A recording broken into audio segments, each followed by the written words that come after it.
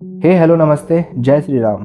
आज की वीडियो में हम बात करने वाले हैं हनुमान जी के एक ऐसे मंदिर के बारे में जहाँ पर हनुमान जी की मूर्तियाँ हैं, उन पर दाढ़ी मूंछ है।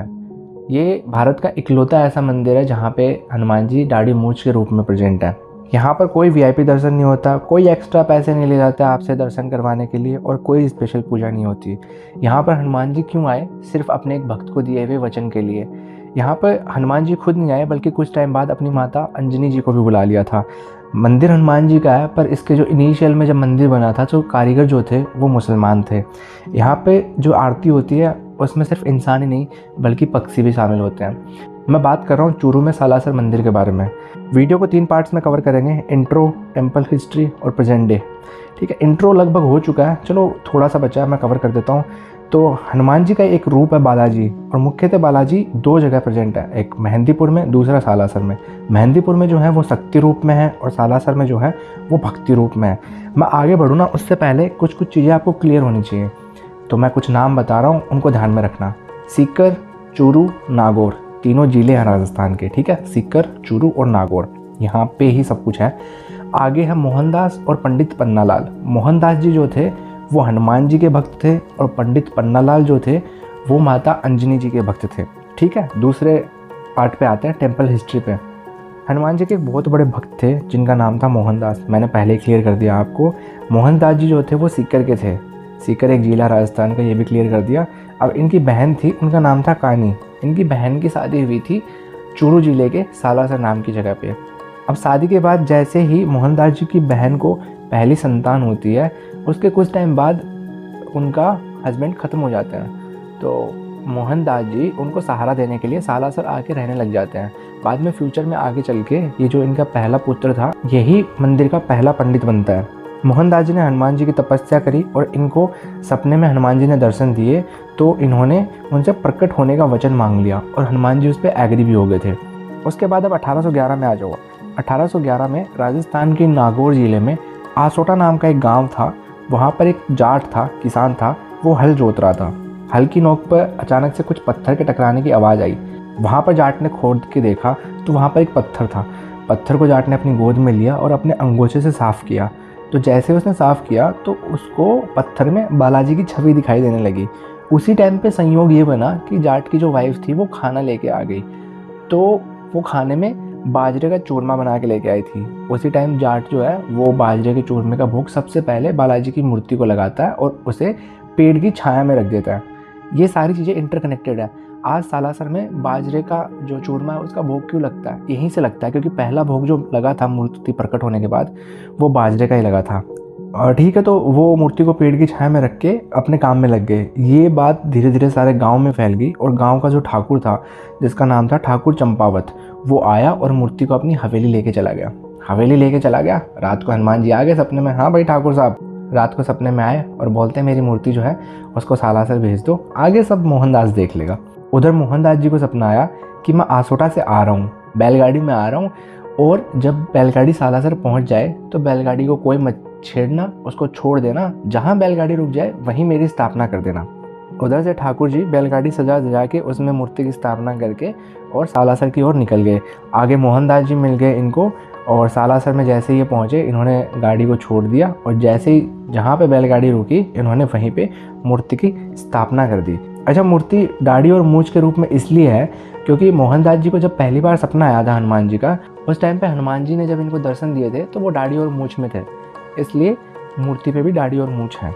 मूर्ति की स्थापना हो गई तो ठाकुर जी जाने लगे। अब ठाकुर जी को पीठ पे था फोड़ा, तो उन्होंने मन्नत मांगी कि देखो मैं मंदिर बनवा दूंगा तुम्हारा भगवान, बस मेरा फोड़ा ठीक कर दो। ठाकुर जी वहाँ से चले गए। कुछ टाइम बाद क्या होता है, ठाकुर जी का फोड़ा एकदम ठीक फर्स्ट क्लास हो जाता है। तो ठाकुर जी आते हैं, और माना जाता है उस टाइम पे उन्होंने जो मंदिर बनवाया था उसकी कॉस्ट थी 5 रुपये। टोटल 5 रुपये का खर्चा आया था मंदिर बनवाने में। उस टाइम 2 मुसलमान कारीगरों ने मंदिर बनाया था जिनका नाम था नूर मोहम्मद और दाऊ। वहीं मोहनदास जी ने अपनी धूनी जलाई थी, और वो धूनी आज भी जल रही है। उसको अखंड धूने के नाम से बोला जाता है, अखंड धूना, जिसकी विभूत से ही बहुत सारे रोग मिट जाते हैं। आज भी लोग जाते हैं तो अखंड धूने की जो विभूत होती है वो अपने साथ घर लेके आते हैं। अब हनुमान जी थे ब्रह्मचारी, तो यहाँ पर भक्त वगैरह आने लग गए। तो जो भक्त स्त्री, संतान या फिर यौन रोग की समस्या लेके आते थे उनको डील करने में हनुमान जी को थोड़ी कठिनाई होती थी। तो उन्होंने अपनी माँ अंजनी जी से रिक्वेस्ट करी कि माँ आप आओ और इस टाइप के जो भक्त आते हैं उनको आप संभालो। इस पे अंजनी माँ एग्री कर जाती हैं और वो आती हैं। तो वो बोलती है कि मैं आ जाऊँगी, पर मैं जहाँ पे तू है वहाँ मैं नहीं रहूँगी, क्योंकि यहाँ पे फिर कन्फ्यूजन हो जाएगा कि माँ और बेटे में पहले पूजा किसकी की जाए। तो आज जहाँ पे सालासर मंदिर है वहाँ से थोड़ी दूर एक पंडित पन्ना लाल जी थे। मैंने बताया था स्टार्टिंग में, पंडित पन्ना लाल जी जो थे वो अंजनी माँ के भक्त थे। तो अंजनी माँ डिसाइड करती है कि मैं आऊँगी और जहाँ पे पंडित पन्ना लाल की तपस्या स्थली है मैं वहीं पे रहूँगी। वो आके वहाँ रहने लग जाते हैं। वहाँ पर सीकर, फिर से सीकर जिला आ गया, सीकर नरेश जो कल्याण सिंह थे उन्होंने मूर्ति की स्थापना करवाई थी। वहाँ पर मूर्ति है, बहुत ही सुंदर मूर्ति है, जिसमें माँ अंजनी ने हनुमान जी को अपने गोद में लिया हुआ है। इधर जैसे ही मोहनदास जी की बहन की मौत हुई वैसे ही मोहनदास जी ने भी जीवित समाधि ले ली थी। समाधि मंदिर के अंदर ही है। अब हम प्रेजेंट डे की बात करते हैं। तो मंदिर चूरू जिले में सालासर नाम की जगह पर है, बता दिया था मैंने पहले ही। मंदिर में पॉलिटिकल लोगों को छोड़कर कोई वीआईपी दर्शन नहीं होता, कोई स्पेशल पूजा नहीं होती। बट हाँ, कोई लेट हो, विकलांग हो, किसी भी टाइप की परेशानी हो तो मंदिर का जो स्टाफ होता है उसको अगर लगता है कि हाँ इस बंदे को ज़रूरत है तो वो उसको जल्दी दर्शन करवा देते हैं। रही बात पॉलिटिकल लोगों की, तो वो भी पूरा प्रोटोकॉल फॉलो होता है, लेटरबाजी वगैरह सब करनी होती है, उसके बाद उनके जाके वीआईपी दर्शन होते हैं।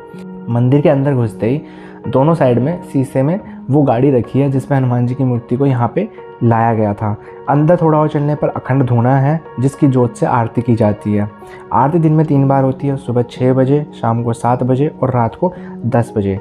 अब चिड़िया वाली बात कर लेते हैं। प्रांगण में एक पेड़ है, बहुत पुराना है, जहाँ पे शाम को आरती से पहले चिड़िया आ जाती है और जितनी देर आरती चलती है उतनी देर चिड़िया चूँ चूँ चूँ चूँ चूँ करती रहती है। जैसे ही आरती खत्म होती है चिड़िया बोलना बंद हो जाती है।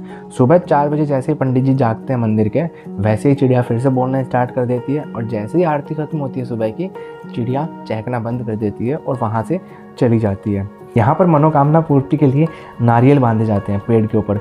मुख्यतः यहाँ पर मंदिर में जो भी पेड़ हैं वो सारे खेजड़ी के ही हैं, राजस्थान में ज़्यादा वही होते हैं। साफ़ सफाई का पूरा ध्यान रखा जाता है। आप जैसे सालासर में एंटर कर जाओगे आपको बहुत रेयर कुछ गंदगी दिखाई देगी और मंदिर तो बहुत साफ़ है, बहुत साफ़ है।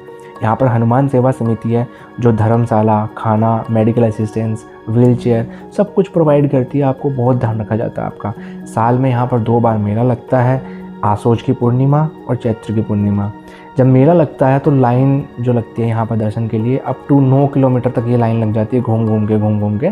पर आपको कोई दिक्कत नहीं होगी क्योंकि उसमें कूलर वेंट्स होते हैं, वाटर पॉइंट्स होते हैं, पूरा ध्यान रखा जाता है आपका। One of the best temple management बोल सकते हो आप इसको इंडिया का। मौका मिले तो ज़रूर आओ, आपको पॉजिटिविटी फील होगी। और यहाँ आओ तो खाटू श्याम के दर्शन करना मिस मत करना। खाटू श्याम कौन थे, क्या था, अगर आपको नहीं पता तो ये जो वीडियो आ रही होगी स्क्रीन पे, इसको टैप करके आप देख सकते हो। बाकी ध्यान रखो यार अपना, थोड़ा सा सपोर्ट की ज़रूरत है, नया हूँ मैं यहाँ पे।